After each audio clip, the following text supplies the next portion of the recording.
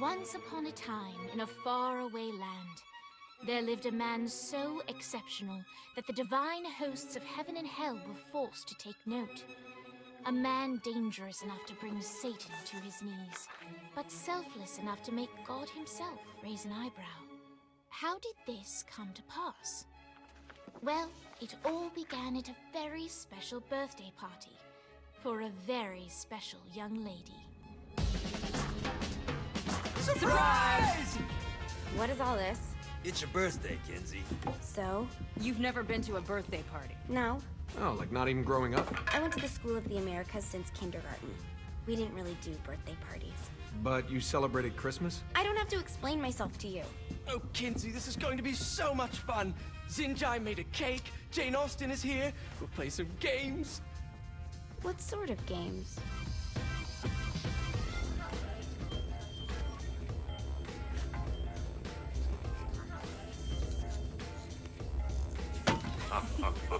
So you celebrate birthdays by trafficking with spirits? It's spooky and fun. It's a bunch of letters. It's tradition. Every slumber party has to involve a spirit board. Slumber party? How's it work? We ask it a question, and the spirit of the board will reveal the answer. How? Yeah, someone pushes the pointy thing to wherever they want. Wait. Can we go back to you and your slumber parties? No time. All right. Everyone put their hands on the cursor. Cursor. I feel the magic already. All right.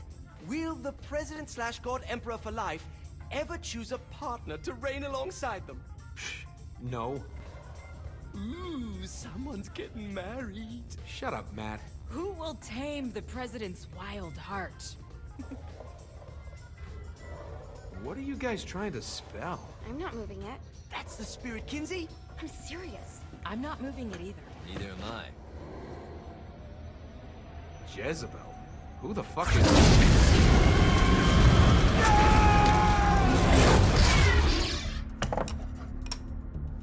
Is that not normal? Where'd you get the board? I was going through Zinniac's artifact collection and found it there. Who did it belong to? Aleister Crowley? Christ. Guys? I think it's laughing at us. Fuck this. I think you're a smart enough piece of wood to see where this is going. Now, you ready to cooperate?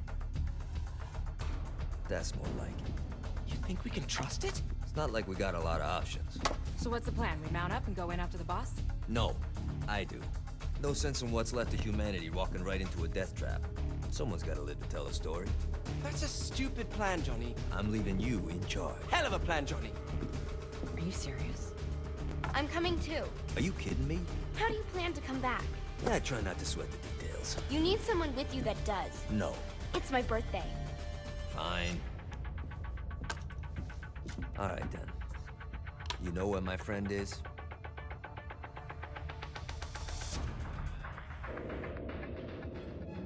True to its word, the spirit board opened up another portal and sent Johnny and Kinsey screaming into hell.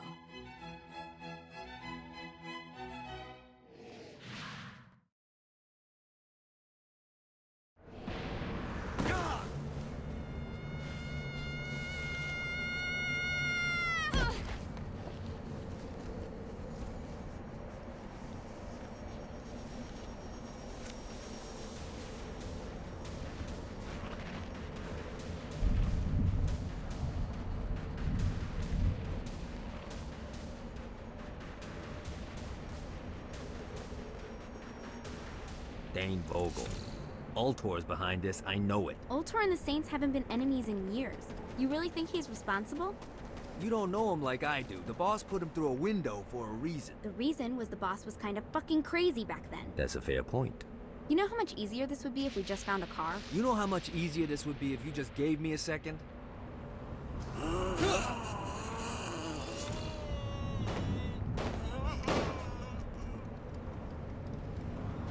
Later. Alright. Now how How are we gonna find the Eltor building? Biggest building down here, giant altar sign on it. I don't think this is a problem. I'll buy that. Ready to give up yet?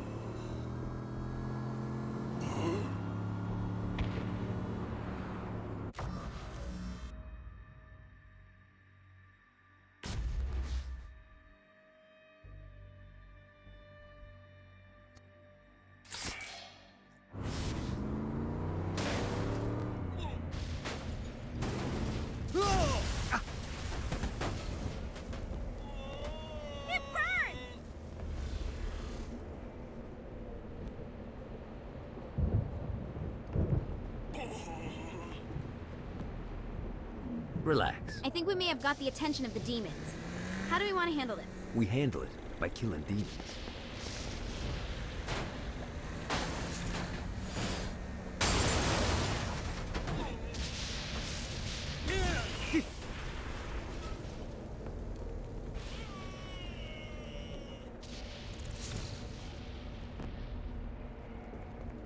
Later.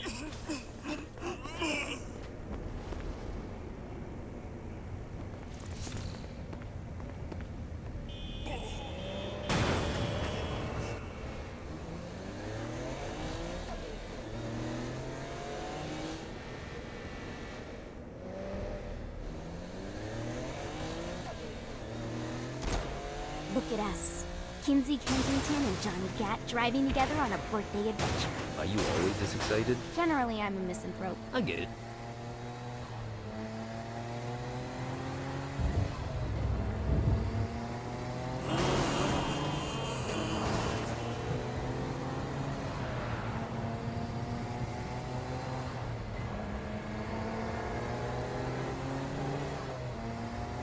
So this is hell. Not as bad as I thought. It kind of reminds me of Steelport.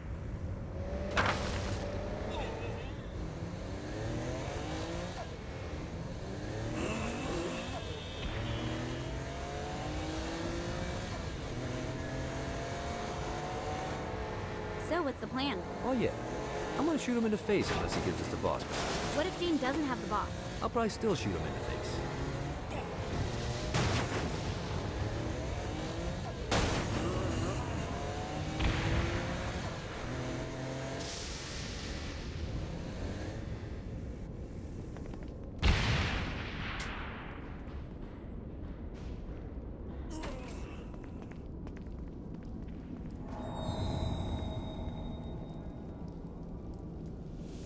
Welcome to hell.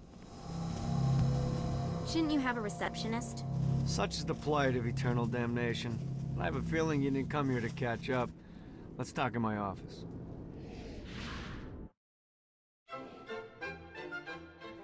Not even death could stop the enterprising Vogel, who wasted no time in setting up an Ultor branch in the bowels of hell. Dane was eager to fill Johnny in on the ever-shifting politics of land rights in the underworld.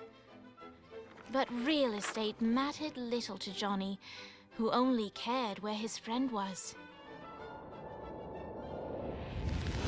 Where'd you put the president? I've been trying to explain that. I didn't take them. Bullshit. You expect me to believe you just happened to be the first thing we see in hell? Maybe it's just me, but your thank you sounds more like an accusation. That's probably because he plans to kill you. Okay. I get the trust issues. Can I show you something? The pieces all came together. The president had caused more chaos and destruction than any other in human history. It was only natural that Satan would want them to marry his daughter. They needed a plan, and Johnny had one. I'm gonna shoot the devil in the face. I think you might be skipping some details. No, I said in the face. I like the commitment, but you gotta find a way to get close enough to him in the first place. When's the wedding? I'll just show up And then you'll shoot him in the face. Sorry, but it's a little more complicated than that. These things are tied to the soul. You won't be able to enter without one. So how do we get one? You get his attention. I know some places that are of particular value to the father of the bride. You hit those, you'll get your shot. Wait, why would Satan give out an invitation for destroying his stuff? Oh, he won't, but it should piss him off enough to get him to attack Johnny personally. Either the devil kills Gat and Ultor gets the construction contracts to rebuild what was destroyed, or Johnny kills Satan and I'll have to pay less taxes. It's pretty win-win. That's why you're helping us? To make more money in hell? Hell's what you make of it, sweetie. Works for me. What you got? All right. Satan had entrusted the day-to-day running of Hell to 5 archdukes, and Dane knew how to find them all. But beyond that, not everyone in Hell was content to go along with Satan's status quo. There were others who shared Dane's ambition for power, and the Ultor mogul knew that the key to unseating Satan lay in gaining their aid. But before Johnny set out to wage war against the Prince of Darkness, Dane had one final gift. An artifact that he had spent fortunes on. Lucifer's cracked halo. This holy relic granted Johnny the majestic wings of the Morning Star. However, he still needed help in learning how to use them.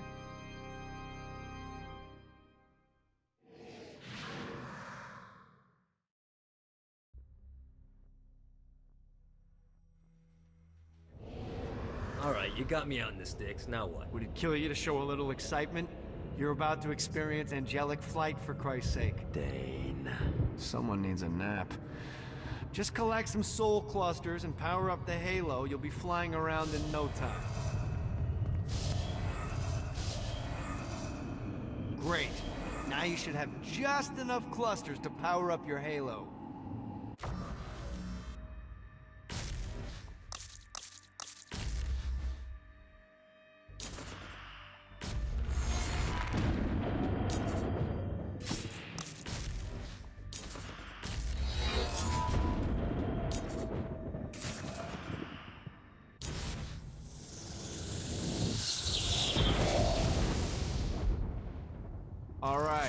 Let's start slow. Try to jump over to that next island. Also, the longer you charge your wings before jumping, the further you'll go.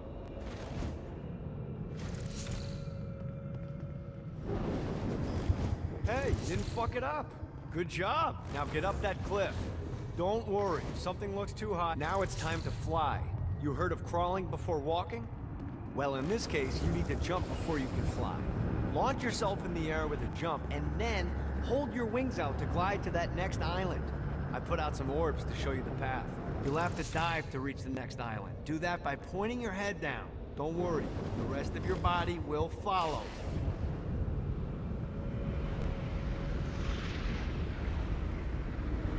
I put a shiny flap orb out in front of you. Collect the orb, and your wings will flap to gain speed.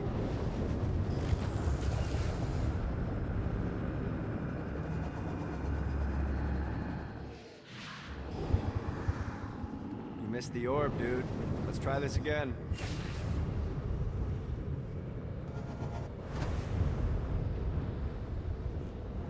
All right, now try flapping those wings on your own. Do a flap on your way to the next island.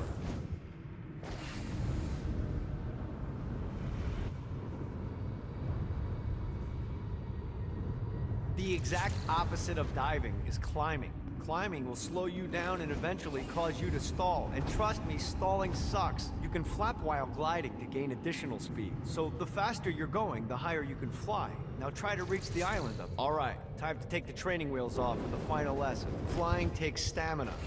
If you run out in midair, you are going to drop like a rock. A stupid, stamina-less rock. Last island is right under those lava falls. Notice how your stamina drains the longer you glide. Need to rest the wings.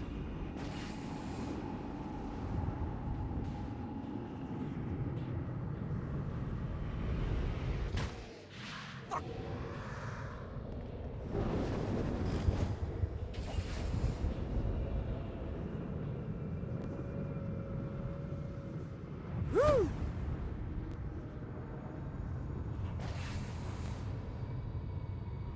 Let's get you back to the Ultor building. I want to run through all the stuff you can do to hurt Satan. Sure thing. See you soon. Here's the deal. If you want some FaceTime with Satan, you need to get his attention. Now, Satan hates being challenged, so anything you do to undermine his control is good. Fraud, mayhem, shooting demons in the face, anything. You can keep track of Satan's wrath with this handy meter. Get it high enough and you'll be having drinks with Big Red in no time. I've compiled a list of shit to do, so take a look and do whatever sounds fun. Oh, one more thing. We have some potential allies down here. Trust me, you want to impress them.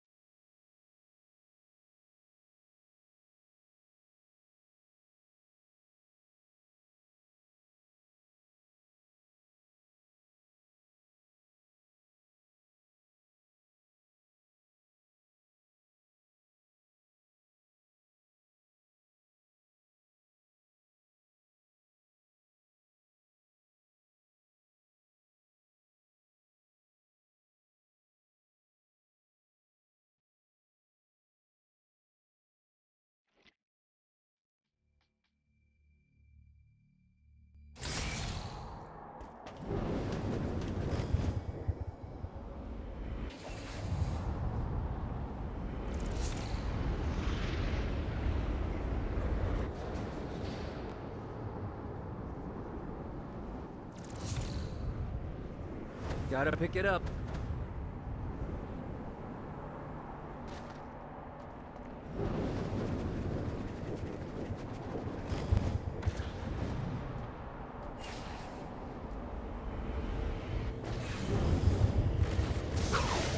I hope there's not something ridiculous like 100 of these to find.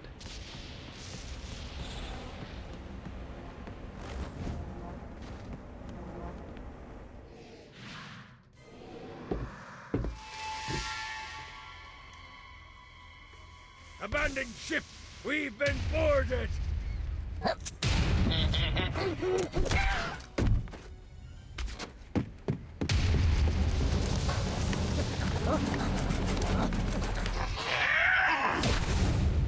Get these damn things off my ship! Just like the old days.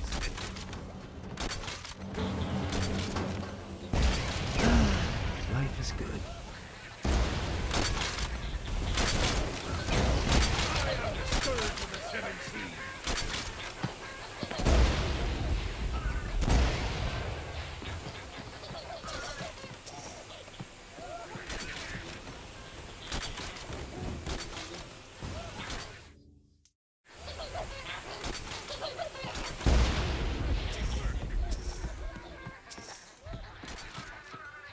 Just like the old days.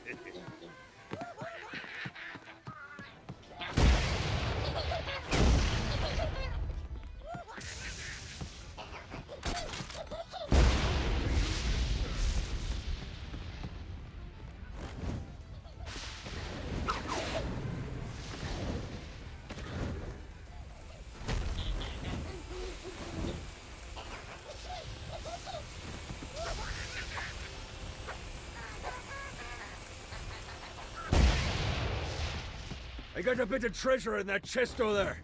The weapon you find inside may help with our little imp problem.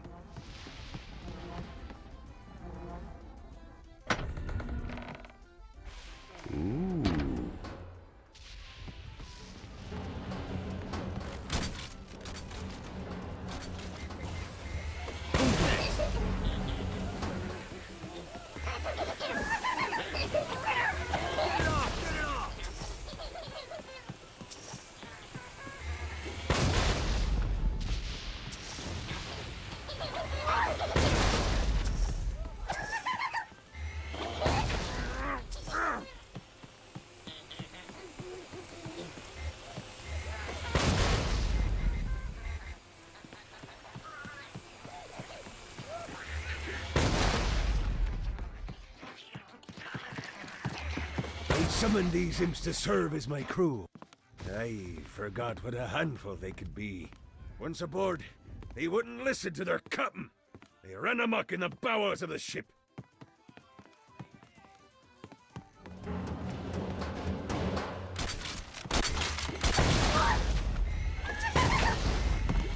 You're welcome in my crew anytime.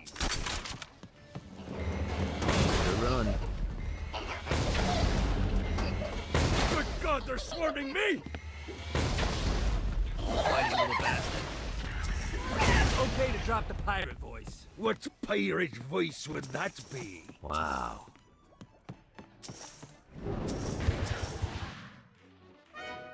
Zinyak's destruction of Earth had a profound impact on the afterlife.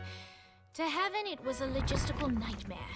St. Peter's meticulous nature drove purgatory wait times to unbearable levels. Meanwhile, in hell, where souls in pain were used as currency, it created a new era of prosperity for the wickedly enterprising.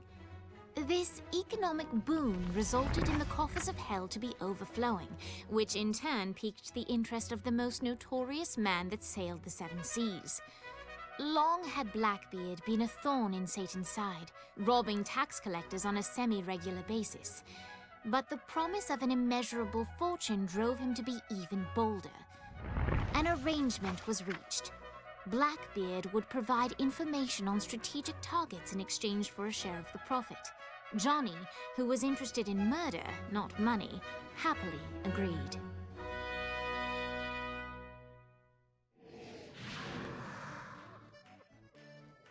I grant ye the ability to summon my crew whenever they're needed.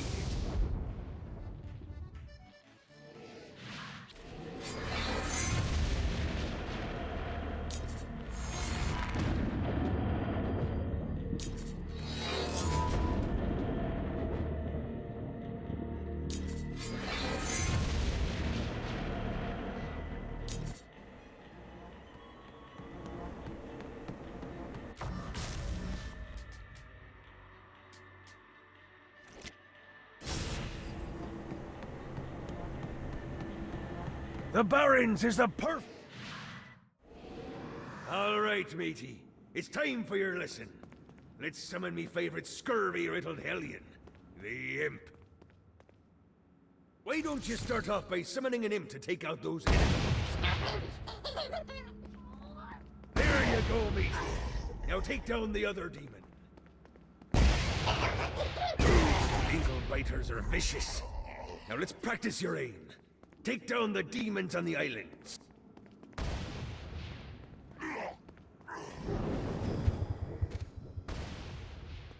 Few things are as rewarding as pressing someone into service, am I right? Now get going. There's a whole wide world waiting to be plundered.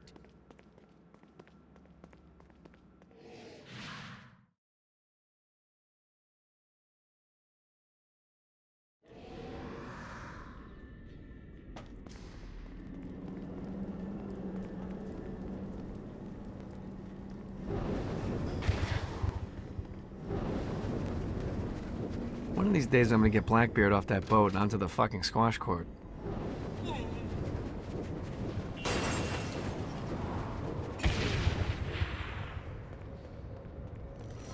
I raided a Centerpol office and found information on where the President is being kept. Evidently, they've been trapped in some sort of soul crystal inside Satan's palace. Breaking in is an impossibility.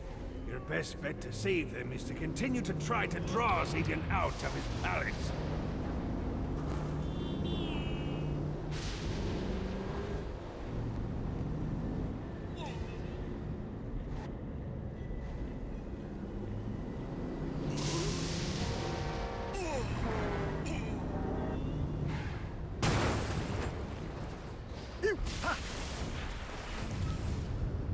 God, this feels good.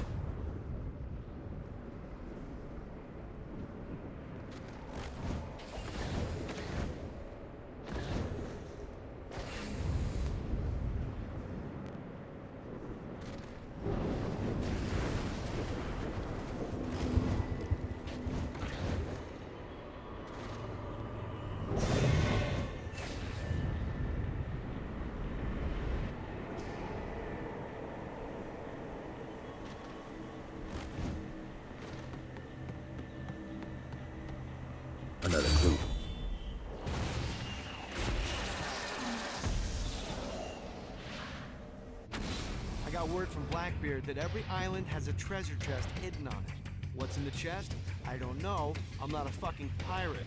What I do know is that if you want to get that thing open, you have to find 3 corresponding glyphs. Look on the bright side. Nothing's trying to kill you.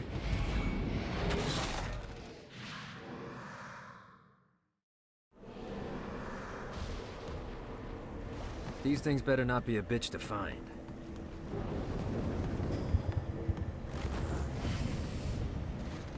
Thanks for helping me deal with the crew. Got a touchdown.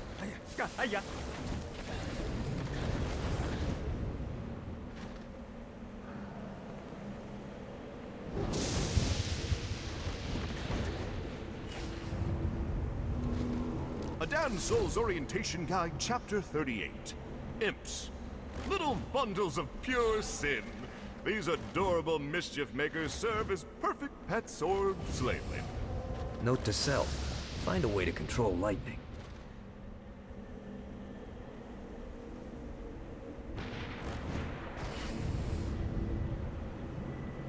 Gotta pick it up.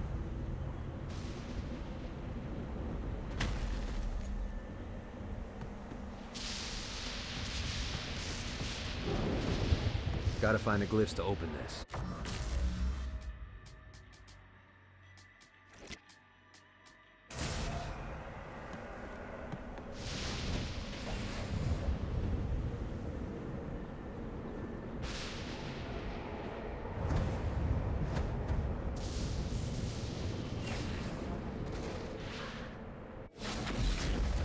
There's lots of ways to get Satan's attention, but we should never forget the classic. Rampant fucking murder. Pride is a sin the Devil's Army has in spades, so if you want to pick a fight, you can bet your ass they're coming in droves.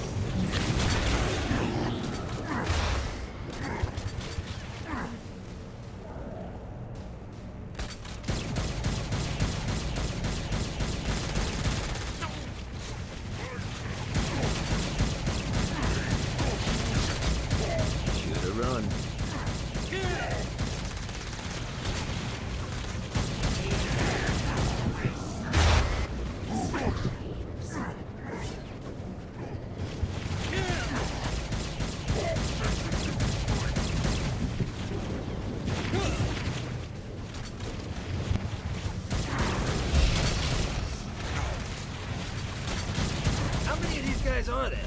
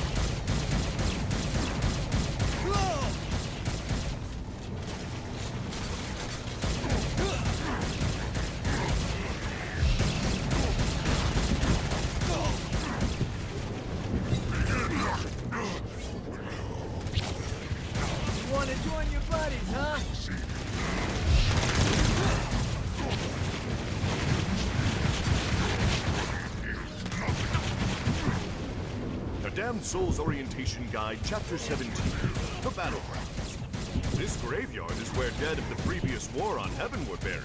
Here it is rumored that demons and angels alike haunt this place to this very day.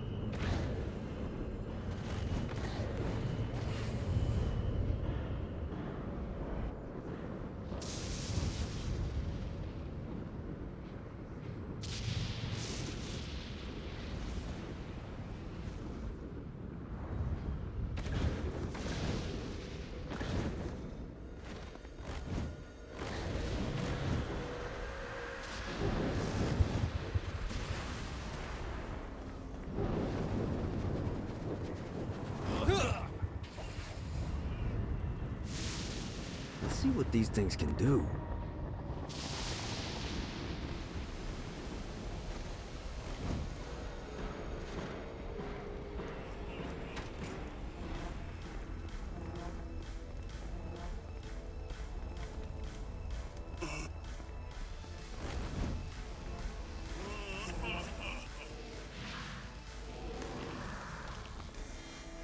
Lights up.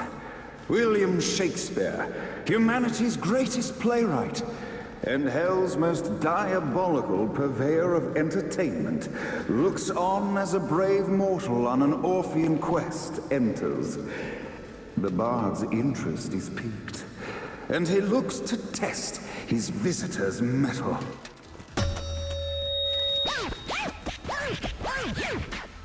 The masked tragedies were used to enemies cowering as they approached, but soon they realized that they faced a foe with courage and nobility, traits uncommon in the fires of perdition. The absolute for death to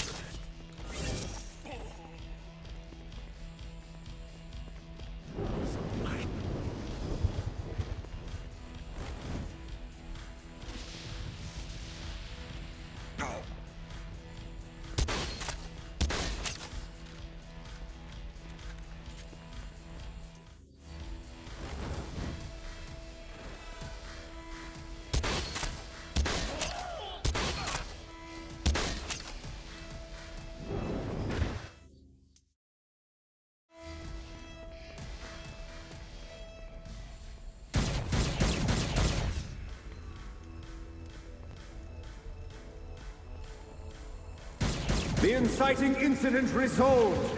The time had come for rising action. place to hide. You think I'm scared of you? Yeah!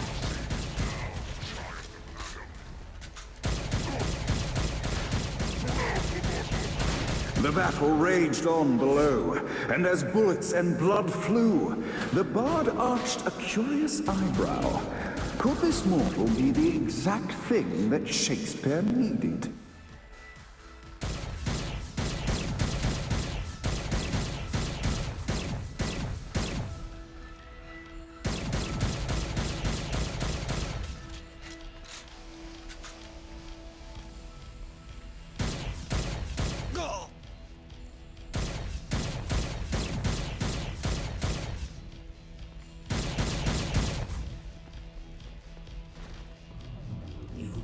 This battle is far from over, mortal.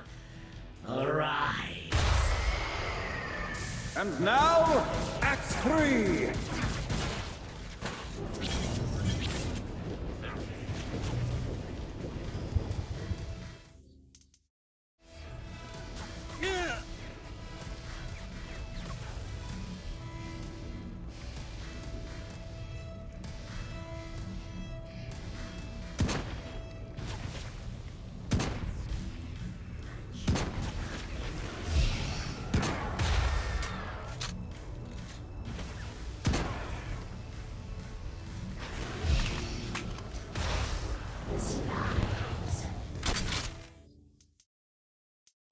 Who can save you now, child?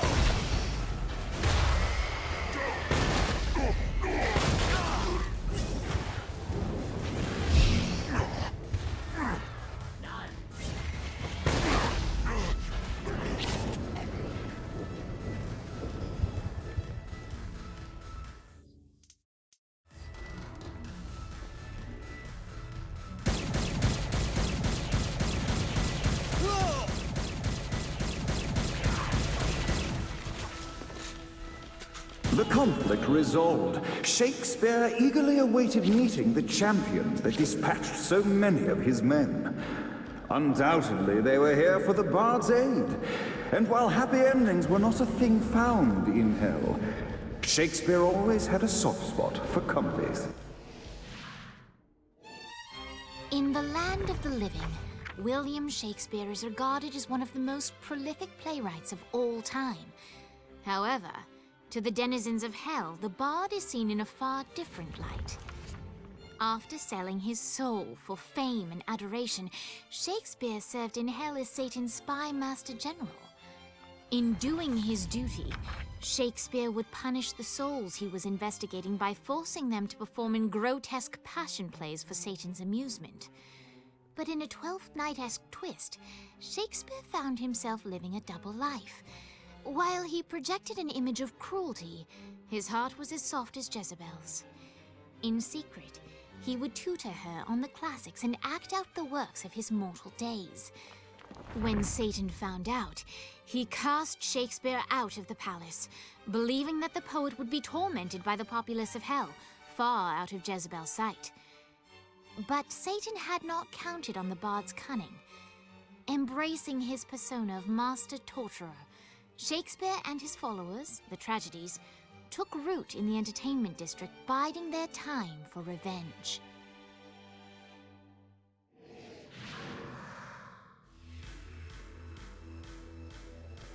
And so, Shakespeare called forth the Deus Ex Machina to bestow our protagonist with the arcane power of Force Stomp.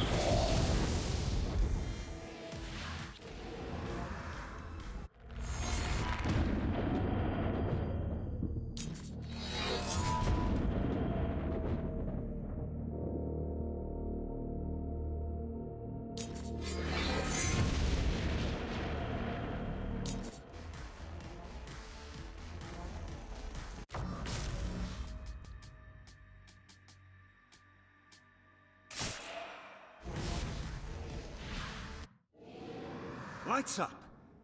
The mortal stands in the training grounds, eager to try out his new Force Stomp power on the group of demons in front of them. Your broken body. Act 1, Scene 2, in which our protagonist kills more demons with force. Act 2, in which our protagonist is greeted by foul imps.